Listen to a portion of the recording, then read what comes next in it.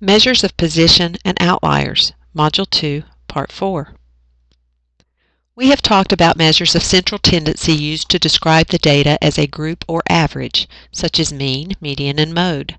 Then we discuss measures of dispersion, which are used to give an idea how spread out or compact the data is. Range and standard deviation were those measures. Now we discuss position, which describes how a particular data value measures up against the group. These measures help us understand why a grade of 60 on a calculus test might be considered pretty good, while it might be a dismal grade in an arithmetic class. The objectives we will cover are to determine and interpret z-scores, interpret percentiles, determine and interpret quartiles, determine and interpret the interquartile range, and check a set of data for outliers. So you have some new terms: z-scores, quartiles, interquartile range, and outliers. The z-score represents the distance that a data value is from the mean in terms of a number of standard deviations. It is determined by subtracting the mean from the data value and dividing this result by the standard deviation. There is both a population z-score and a sample z-score depending on whether you're dealing with a population or sample data. The procedure is the same. In words, you take the data value, subtract the mean of the data set, and then divide the result by the standard deviation of the data. The z-score is unitless. It has a mean of 0 and a standard deviation of 1.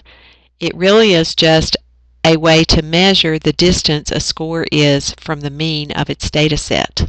Here's an example of calculating a z-score.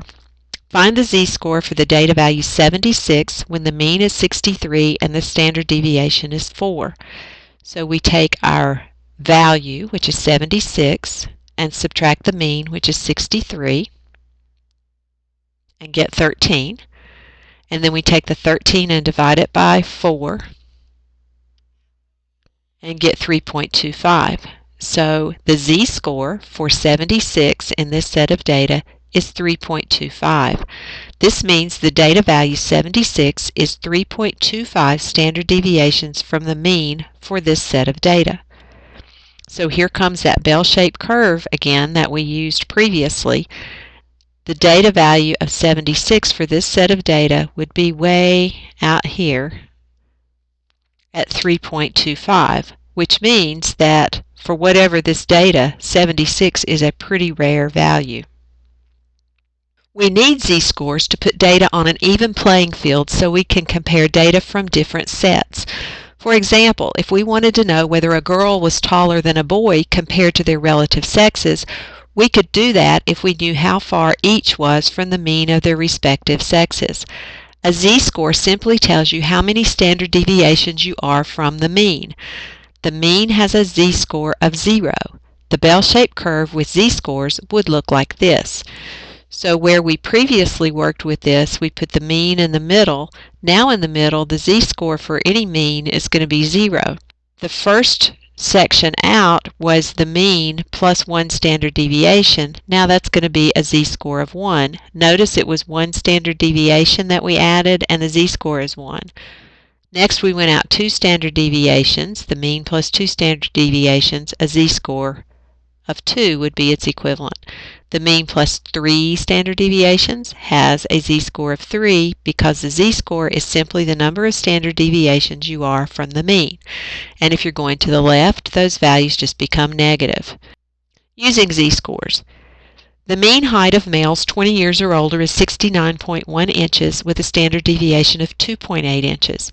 The mean height of females 20 years or older is 63.7 inches with a standard deviation of 2.7 inches. Who is relatively taller? Kevin, whose height is 78 inches, or Candace, whose height is 75 inches? The z-score for Kevin's height of 78 inches is calculated by taking his height, 78, minus the mean for males, 69.1, to get a value of 8.9, and then we divide that by the standard deviation for males, which is 2.8, and we get a z-score for Kevin of 3.2. On the bell-shaped distribution, this means that Kevin is 3.2 standard deviations above the mean for his group. The z-score for Candace's height of 75 inches is calculated by taking her score of 75 minus the mean for women, which is 63.7, and we get 11.3. Then we divide that by the standard deviation for women and find that she is 4.2 standard deviations above the mean for her group. On the graph, since we put everything in standard z-scores, then we can put Kevin and Candace both on the same graph. If we were using the empirical rule before with the actual means on there, we would have to draw a different graph for Kevin and put his mean in the middle, and a different graph for Candace with her mean in the middle, and it would be difficult to compare the two. Using z-scores, we can put them both, and we can see that Kevin is pretty rare for males because he's above 3 standard deviations, but Candace is very rare for a female because she's over 4 standard deviations above the mean for her group. And remember, the empirical rule says that only 0.15% of all the data is going to lie above 3 standard deviations. So they're both rare for their individual heights, but Candace is more rare compared to her group than Kevin is to his. Here's another example. We have test scores for a statistics class which had a mean of 79 with a standard deviation of 4.5. Test scores for a calculus class had a mean of 69 with a standard deviation of 3.7. Suppose a student gets a 75 on the statistics test and a 70 on the calculus test. Calculate the z-score for each test. On which test did the student perform better relative to the other students in that class? Now stop the video and work the problem before continuing to the next slide. The first thing we would do is calculate the z-score for the statistics exam by taking the exam score of 75, subtracting the mean for the statistics test of 79, and getting a -4. Then we divide that by the standard deviation for the statistics class and get a z-score of -0.89. This means that the statistics test score of 75 is 0.89 standard deviations below the mean, so almost a whole standard deviation to the left of the mean. The z-score for the calculus class is the test score 70 minus the mean for the calculus group of 69. That gives us 1. Then we divide by the standard deviation for the calculus class, which is 3.7, and we get a z-score of 0.27. This means that the calculus score is 0.2 standard deviations above the mean because it was positive. Just the fact that the statistics score is below the mean and the calculus score is above the mean is enough to tell you that the calculus grade is better relative to the calculus students than the statistics grade is relative to that group. The student did better on the calculus test relative to the rest of the class, even though the actual test grade was lower than the statistics test grade. And here's where they would be on our bell-shaped curve. Here's the statistics test as a z-score, and here's the calculus test as a z-score. Now let's interpret percentiles. If you have ever taken a standardized test such as SOLs or SATs, you may have noticed that the percentile for the score was reported. The kth percentile is denoted by P sub k of a set of data is a value such that k% of the observations are less than or equal to that value. So if your score was in the 75th percentile, that means you did as well or better than 75% of the people who took the test. The Graduate Record Examination, called the GRE, is a test required for admission to many U.S. graduate schools. The University of Pittsburgh Graduate School of Public Health requires a GRE score no less than the 70th percentile for admission into their Human Genetics MPH or MS program. Interpret this admission requirement.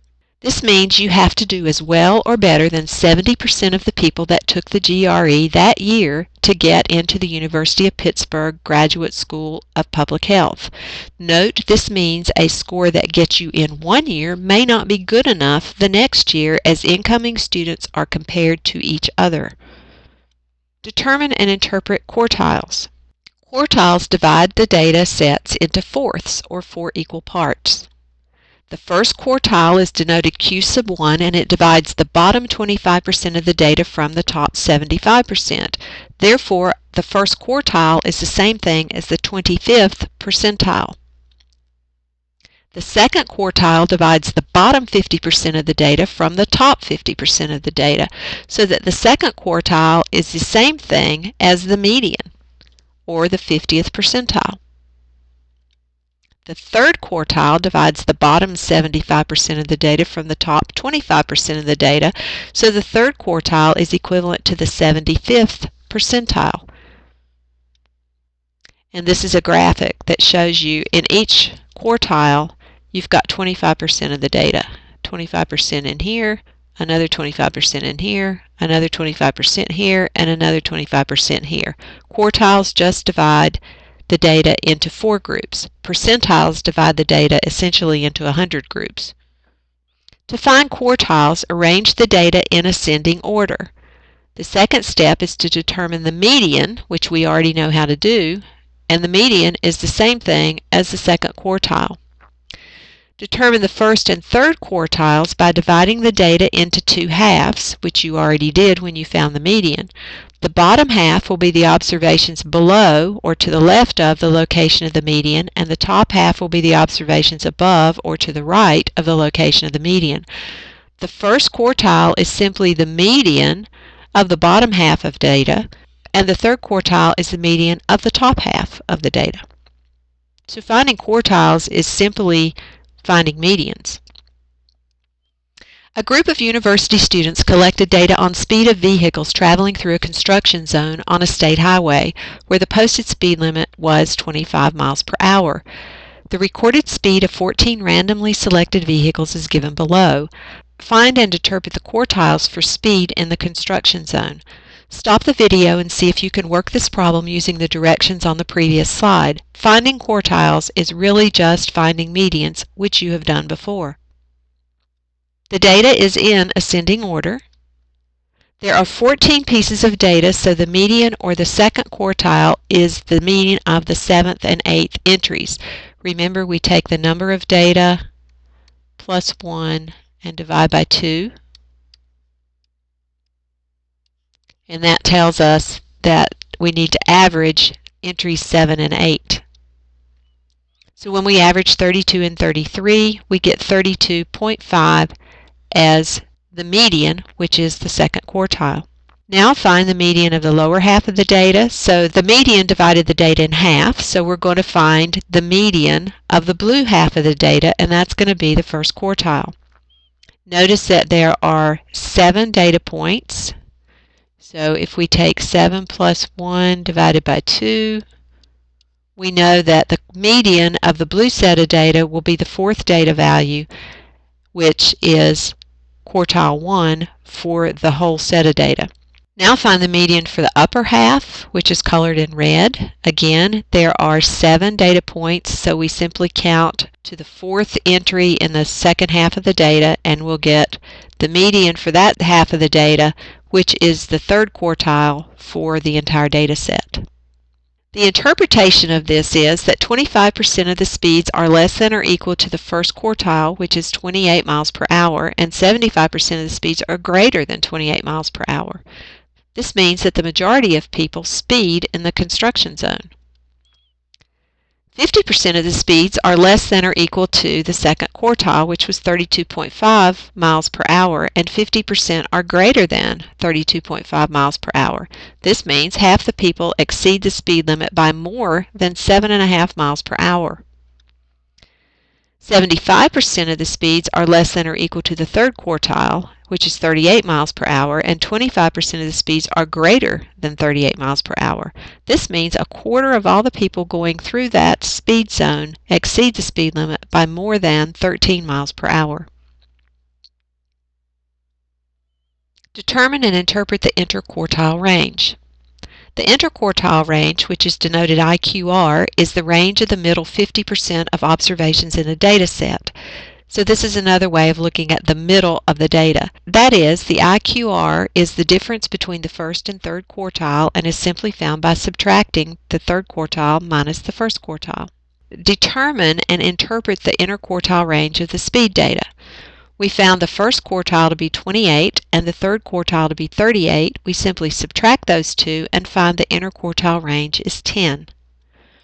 The range of the middle 50% of the speed of cars traveling through the construction zone is 10 miles per hour. This means half of the cars are going between 28 and 38 miles per hour.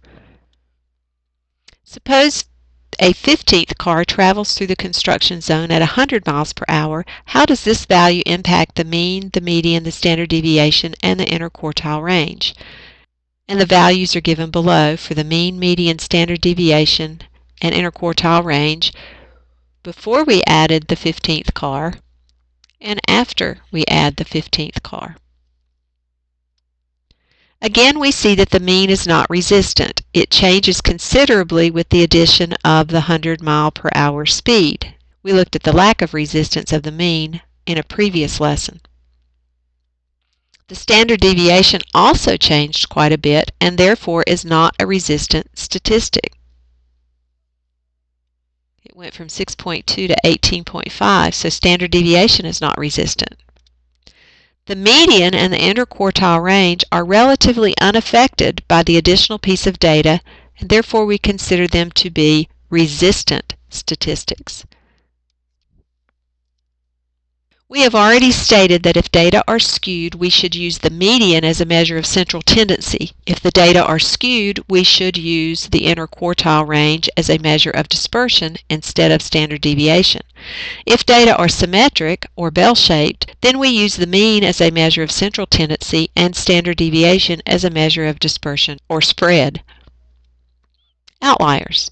An outlier is a data point that is far away from where most of the rest of the data is clustered. Different authors have different criteria for when a data point is an outlier. We will talk more about this later. The speed of 100 miles per hour in our previous example would be considered an outlier because it is so far away from the rest of the data. Outliers can often be identified from graphs.